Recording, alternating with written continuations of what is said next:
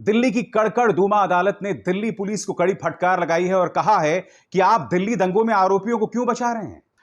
दोस्तों, बहुत बड़ी बात कही है अदालत ने कहा है कि पुलिस आरोपियों को बचा रही है और यही नहीं, उन्होंने दिल्ली पुलिस पर 25,000 का जुर्माना ठोका है। बहुत अहम बात कही यहां पर दिल्ली की कड़कड़ दूमा अदालत ने कि दिल्ली आरोपियों को बचा रही है, मगर मुझे लगता है कि मामला इससे एक कदम आगे है और मैं आपको बताता हूं क्यों। क्योंकि दिल्ली दंगों की जमीन तैयार की थी भारतीय जनता पार्टी के कुछ नेताओं ने। उन नेताओं के खिलाफ चार्जशीट बिल्कुल दाखिल नहीं की दिल्ली पुलिस ने, उनका जिक्र भी नहीं हुआ, उनसे शायद पूछताछ भी नहीं हुई और मैं आपको उसकी 3 मिसालें देने वाला हूं। मैं दिल्ली की कड़कड़ दूमा अदालत ने क्या कहा यह आपको बाद में बताऊंगा, मगर सबसे पहले इन 3 चेहरों से आपका परिचय कराना चाहूंगा। कपिल मिश्रा, मौजूदा सूचना और प्रसारण मंत्री अनुराग ठाकुर और प्रवेश साहिब सिंह, जो कि पश्चिमी दिल्ली से सांसद है। सबसे पहले मैं आपको बतलाना चाहूंगा कि देश में अमेरिका के पूर्व राष्ट्रपति डोनाल्ड ट्रंप आए हुए थे और यह आदमी पुलिस की मौजूदगी में धमका रहा था कि आज तो पुलिस है, कल हम फिर आएंगे और आप भी हमें नहीं रोक पाएंगे। उसके बाद क्या होता है, दिल्ली में दंगे शुरू हो जाते हैं और कम से कम 60 से 70 लोग उस दंगे में मारे जाते हैं। इस आदमी की बात सुनिए, बेहोश मिश्रा, बात सुनिए क्या कह रहा है। मैं आप सबके बिहाफ पे ये बात कह रहा हूँ, ट्रंप के जाने तक तो हम शांति से जा रहे हैं, लेकिन उसके बाद हम आपकी भी नहीं सुनेंगे अगर रास्ते खाली नहीं हुए तो। और विडंबना है कि इनके साथ एक पुलिस वाला खड़ा हुआ था। ये पुलिस वाला कुछ नहीं कह रहा था, चुपचाप वहां खड़ा हुआ था। और आप जानते हैं अब से कुछ दिनों पहले क्या हुआ। ये जो आईपीएस ऑफिसर है, उसने केंद्र सरकार को एक खत लिखा कि दिल्ली दंगों के दौरान मैंने बहुत अच्छा काम किया था, केंद्र सरकार की बहुत अच्छी सेवा की थी, इसलिए मुझे प्रमोशन दिया जाए। इस तरह से प्रमोशन चाहिए इनको। अब मिली अनुराग ठाकुर से, इन्हें हाल ही में इनाम मिला है। अब ये देश के सूचना और प्रसारण मंत्री हैं और बात यहां नहीं रुकती, इन्हें तो इनाम मिल गया। आपके स्क्रीन पर ये हैं प्रवेश साहिब सिंह। प्रवेश साहिब सिंह ने एक निहायत ही भड़काऊ बयान दिया था दिल्ली चुनावों के दौरान कि शाहीन बाग के लोग घर में घुसकर आपकी बेटियों और बहनों के साथ बलात्कार करेंगे। सुनिए। ये लोग आपके घरों में घुसेंगे, आपकी बहन बेटियों को उठाएंगे, उनको रेप करेंगे, उनको मारेंगे। इसलिए आज समय है, कल मोदी जी नहीं आएंगे बचाने, कल अमित शाह जी नहीं आएंगे बचाने, आज समय है। और इन तीनों बयानों के बाद क्या होता है, कम से कम जो बाकी के 2 बयान थे, अनुराग ठाकुर और प्रवेश साहिब सिंह के बयानों के बाद, इन 2 शहरों को देखिए, कपिल गुज्जर और राम भक्त गोपाल, ये दोनों बंदूक या पिस्तौल लेकर पहुंच जाते हैं जामिया और शाहीन बाग और वहां गोलियां चलाने लगते हैं। क्रोनोलॉजी को समझिए। जब दिल्ली की कड़कड़ दूमा अदालत यह कह रही है कि दिल्ली पुलिस आरोपियों को बचा रही है, तो इसकी जमीन बहुत बड़ी है। मैं आपको बतलाना चाहूंगा दोस्तों कि दिल्ली की अदालत ने दरअसल कहा क्या कल, आपके स्क्रीन पर। दिल्ली की कड़कड़ दूमा कोर्ट ने दिल्ली पुलिस पर 25,000 रुपए का जुर्माना लगाया है। कोर्ट ने यह जुर्माना दिल्ली हिंसा 2020 के दौरान अपने कर्तव्यों का निर्वहन ठीक से ना कर पाने की वजह से लगाया है, यानी कि दिल्ली पुलिस हिंसा के दौरान अपना काम करने में विफल रही, इसी एवज में उस पर जुर्माना ठोका गया है। दरअसल पिछले साल फरवरी में दिल्ली में हिंसा भड़की थी। इस दौरान मोहम्मद नासिर की आंख में गोली लगी। वो पुलिस के पास अपनी शिकायत लेकर एफआईआर दर्ज कराने गया, लेकिन दिल्ली पुलिस ने नासिर की शिकायत दूसरी एफआईआर में जोड़ दिया। आपकी स्क्रीन पर यह है मोहम्मद नासिर। मोहम्मद नासिर ने कहा कि मुझ पर 7 लोगों ने हमला किया था, जिसकी वजह से मेरी आंख चली गई थी, और आप इस फोटो में देख भी रहे हैं। इसमें एनडीटीवी की इस खबर के मुताबिक इसने भाजपा के पूर्व एमएलए नरेश गौड़ का नाम लिया था। नरेश गौड़ से मैं नहीं जानता हूं कि दिल्ली पुलिस ने कोई पूछताछ की या नहीं की, और यही वजह है कि दिल्ली की कड़कड़ दूमा अदालत ने कहा कि आप आरोपियों को क्यों बचा रहे थे। क्या कहा उन्होंने? कोर्ट ने अपने आदेश में कहा है कि पूरा मामला देखने के बाद ऐसा लगता है कि दिल्ली पुलिस ही आरोपियों को बचा रही है। पुलिस ही आरोपियों को बचा रही है। इन 3 चेहरों पर गौर कीजिए।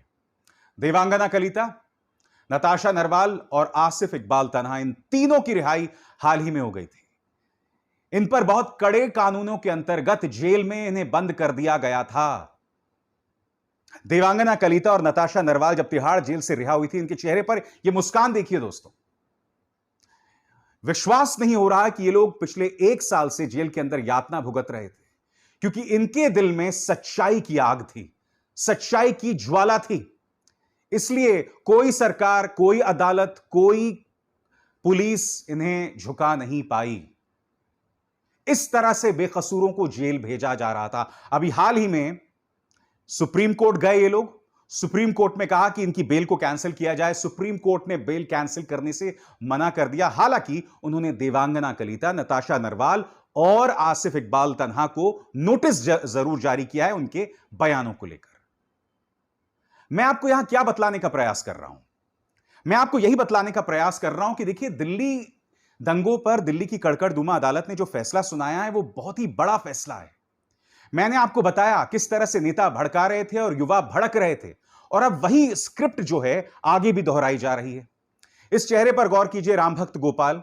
यह उस वक्त कथित तौर पर नाबालिग था जब इसने जामिया में गोली चलाई थी और एक छात्र घायल हो गया था। आज यही व्यक्ति हरियाणा में पहुंचकर भड़काऊ बयान देता है और उस सभा में यह शख्स सूरजपाल अमू, जो कि भाजपा का हरियाणा का प्रवक्ता है, वहां मौजूद होता है। ये लोग खुलेआम बयान देते हैं कि हमें मुसलमानों को मारने की अनुमति मिलनी चाहिए। खुलेआम भारतीय जनता पार्टी इस तरह से इनामित करती है ऐसे दंगाइयों को, ऐसे भड़काऊ बयान देने वालों को। अनुराग ठाकुर ने क्या बयान दिया वो मैं आपको सुनवा चुका हूं। इन्हें सूचना और प्रसारण मंत्री बना दिया गया था। कपिल गुर्जर, जिसने शाहीन बाग में गोली चलाई थी, गाजियाबाद बीजेपी ने इसे पार्टी में शामिल कर लिया था। बाद में जब मीडिया में इसको लेकर बवाल हुआ, मीडिया नहीं, स्वतंत्र मीडिया में, पालतू मीडिया या गोदी मीडिया नहीं, पालतू और गोदी मीडिया तो इन्हें हीरो बना देगा, तब जाकर भारतीय जनता पार्टी ने यू टर्न लिया था। मगर अब भी कपिल गुर्जर और रामभक्त गोपाल जैसे लोग कहीं ना कहीं भाजपा के प्रचार तंत्र और उस तंत्र से जुड़े हुए हैं। मैं यही तो समझना चाहता हूं, क्या वजह है कि भाजपा इस तरह से दंगाइयों को, इस तरह से अराजकता फैलाने वाले लोगों को, इस तरह से समाज के अंदर भड़काऊ बयान देने वाले लोगों को इनामित करती है, उन्हें पुरस्कृत करती है?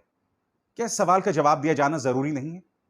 और मैं उम्मीद करता हूं कि जब यह मामला अदालत में आगे बढ़ेगा, तब दिल्ली की कड़कड़दुमा अदालत जो है इन मुद्दों पर भी गौर करेगी कि सत्ता पक्ष अपनी तरफ से क्या खेल खेल रही है। इस पर गौर किया जाना बहुत जरूरी है, क्योंकि मैं आपको बतलाना चाहता हूं दोस्तों, इस चेहरे पर गौर कीजिए। यति नरसिंहानंद सरस्वती, यह गाजियाबाद के किसी मंदिर का पुजारी है। यह आदमी लगातार भड़काऊ बयान दे रहा है दोस्तों, और मैं दावे के साथ कह सकता हूं कि ऐसे कई बयानात जो हैं उत्तर प्रदेश की पृष्ठभूमि में दिए जा रहे हैं। मकसद साफ है, क्योंकि देखिए, हरियाणा में भी जो हुआ उसके भी तार कहीं ना कहीं उत्तर प्रदेश से जुड़े हुए हैं। उसका भी मकसद है कि उत्तर प्रदेश के अंदर हिंदुओं और मुसलमानों में तनाव पैदा किया जाए, हिंदू को गोलबंद किया जाए और हिंदू आपके पक्ष में वोट डाल दे। इन्होंने हिंदू को भेड़ बकरी समझ लिया है, और यह हम हिंदुओं के लिए शर्म की बात है कि कोई पॉलिटिकल पार्टी जहर के आधार पर, नफरत के आधार पर हमारा वोट हासिल कर सकती है। तो मैं आपको बतलाने का जो प्रयास कर रहा था कि बिल्कुल वही स्क्रिप्ट जो हमने दिल्ली दंगों से पहले देखी थी, जिसमें तमाम नेता भड़काऊ बयान दे रहे थे, अब यही नेता, ये छोटे मोटे नेता लगातार ये बयान दे रहे हैं। उत्तर प्रदेश के चुनाव 7 या 8 महीने बचे हुए हैं, वही स्क्रिप्ट, वही क्रोनोलॉजी फॉलो की जा रही है, उसका अनुसरण किया जा रहा है। मैं आपसे जानना चाहता हूं कि इस देश के एक नागरिक होने के नाते क्या आपको इस बात की चिंता होनी चाहिए या नहीं होनी चाहिए? या जो बात मैं आपसे कह रहा हूं ये सब कोरी बकवास है? मैं चाहूंगा कि मेरे इस बात पर आप टिप्पणी करें कमेंट सेक्शन में।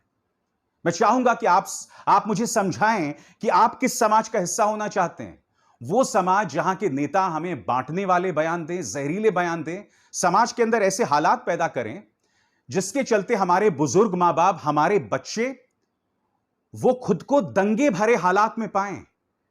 दिल्ली की एक बानगी है, दिल्ली के दंगों में सिर्फ मुसलमान नहीं मारे गए थे, हिंदू भी मारे गए थे। मैं वही तो समझना चाहता हूं कि आखिर उन दंगों के लिए मैं उन नेताओं को जिम्मेदार क्यों ना मानूं जो इस तरह के जहरीले बयान दे रहे थे। कपिल मिश्रा, इस पर कोई कार्रवाई क्यों नहीं की गई, मुझे बताइए आप। वाकई दोस्तों, हैरत होती है जब समाज इस कदर नफरत में अंधा हो जाए। यह बतलाता है, मैं उन नेताओं को दोष नहीं देता हूं, उन नेताओं को लगता है कि उनके सर्वाइवल के लिए, उनके पॉलिटिकल सर्वाइवल के लिए वो सिर्फ ये जहर का प्रचार प्रसार कर सकते हैं। मगर आप जो समझदार हैं, आप क्या कर रहे हैं मुझे बताइए ना आप। तो एक तरह से कहा जा सकता है दोस्तों, हर जगह इनकी यही हालत है। दिल्ली दंगों पर दिल्ली की कड़कड़दुमा अदालत ने क्या कहा मैंने आपको बताया।